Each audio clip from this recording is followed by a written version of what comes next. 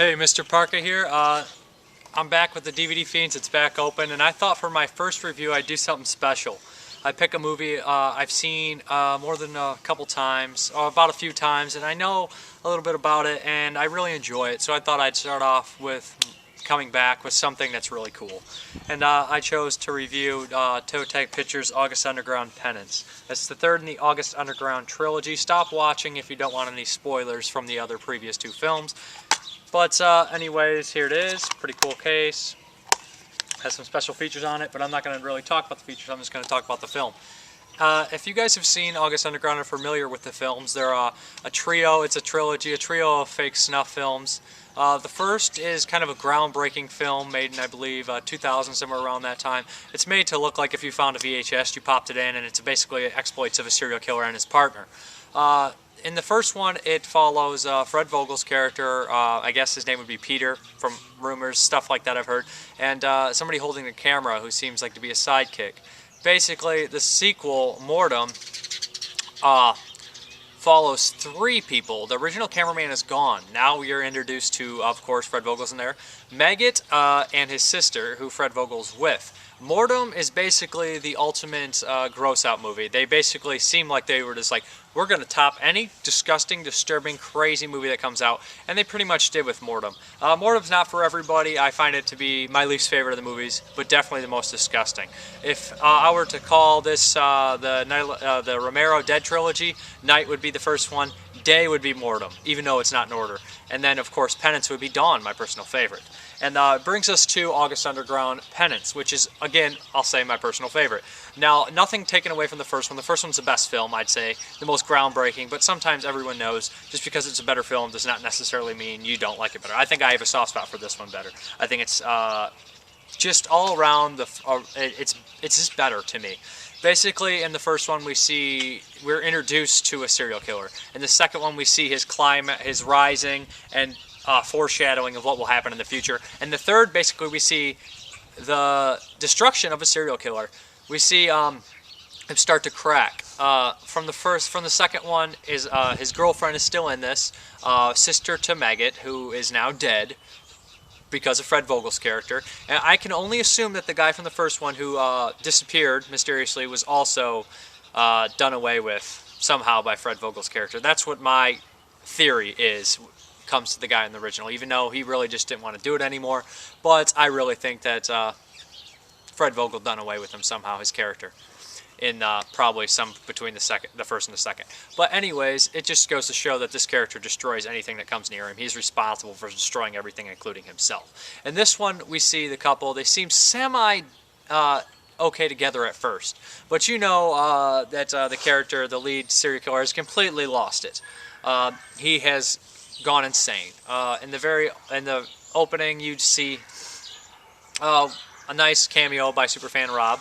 But anyways, later on, semi in the beginning, you see him talking to one of his victims, almost blaming him for the mess on the ground. Look at the mess you've made. How am I going to clean this up? Look at the mess you've made.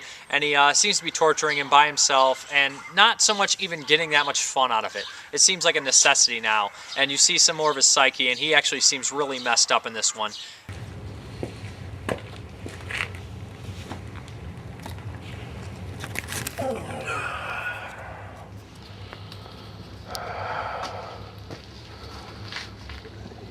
You peed yourself.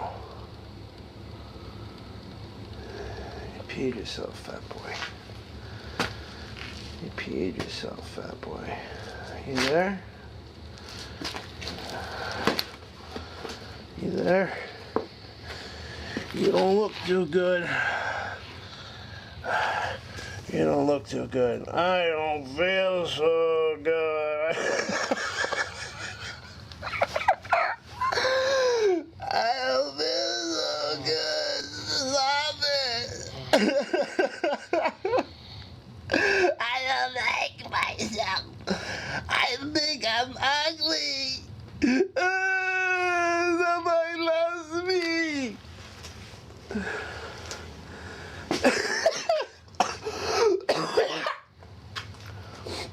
I don't like myself. And I don't feel good.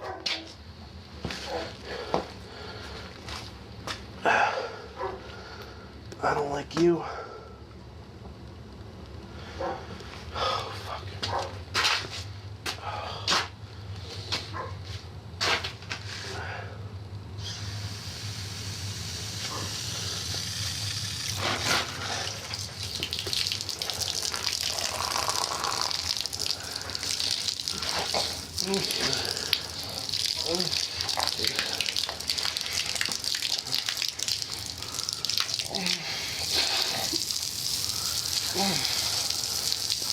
Look at the mess you made!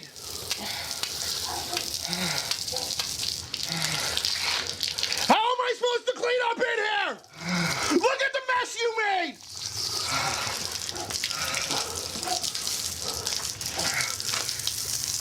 There's blood everywhere. It's everywhere! It's all your fault! It's everywhere!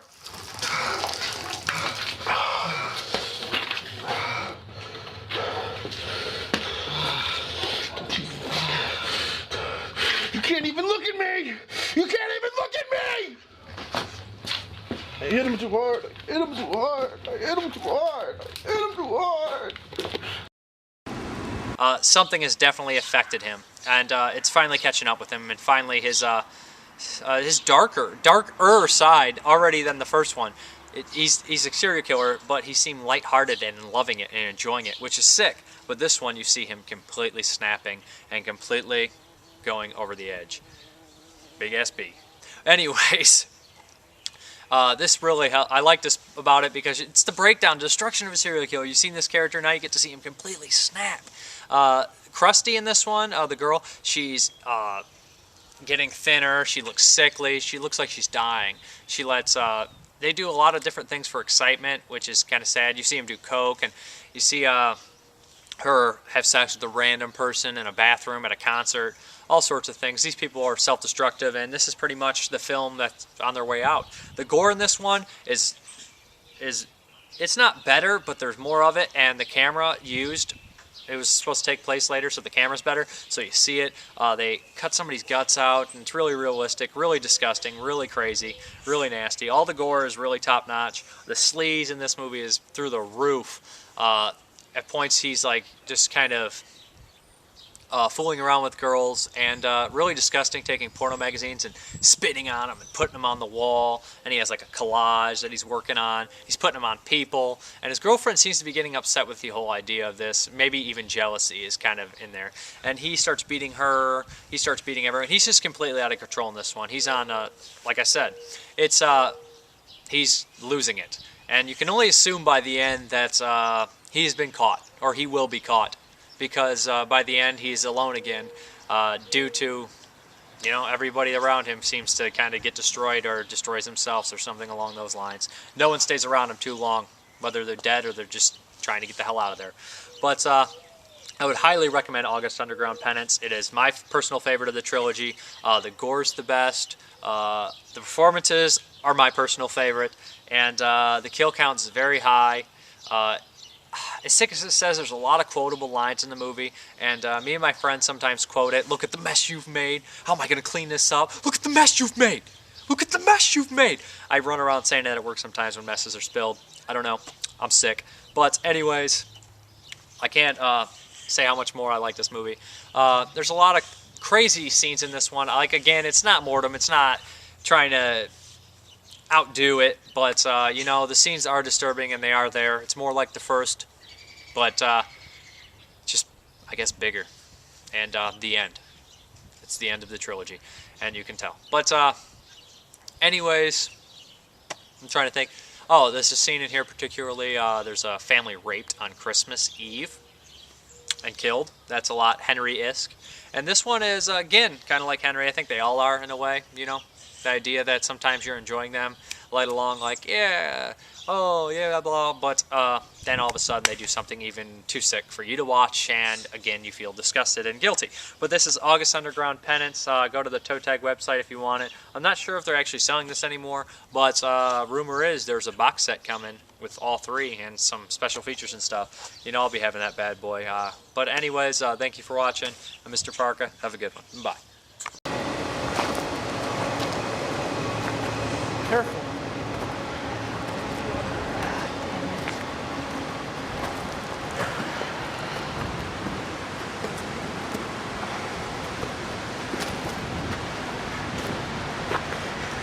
There's a fucking homeless person up there. Can you see him? No.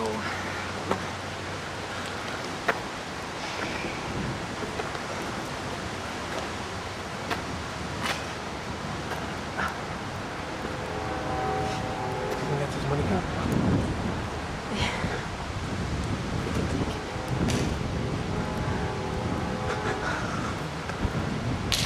You can't throw her shit. Oh, I'm throwing.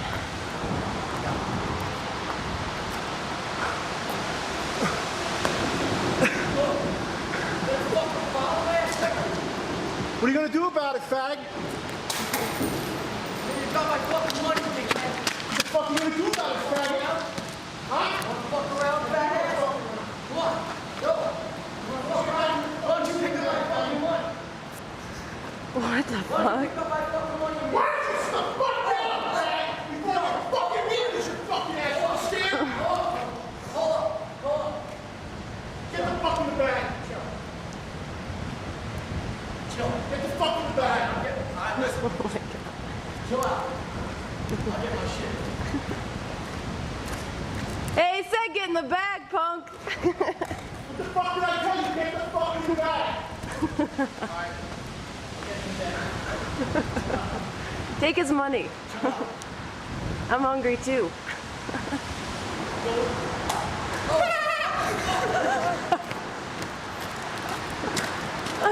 Go to sleep. Go to sleep.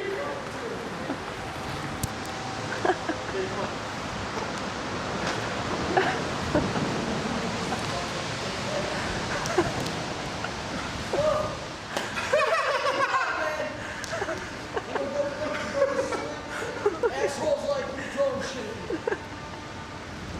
Oh my god. Maybe that was funny. Jackpot. Oh my god.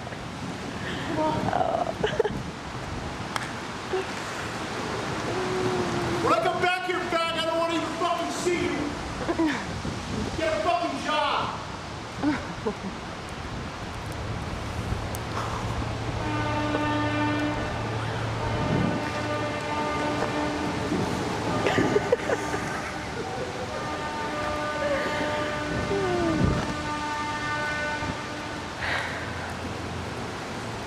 Oh shit.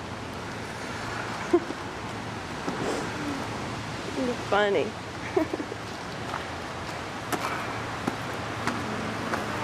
Yeah, that's too good.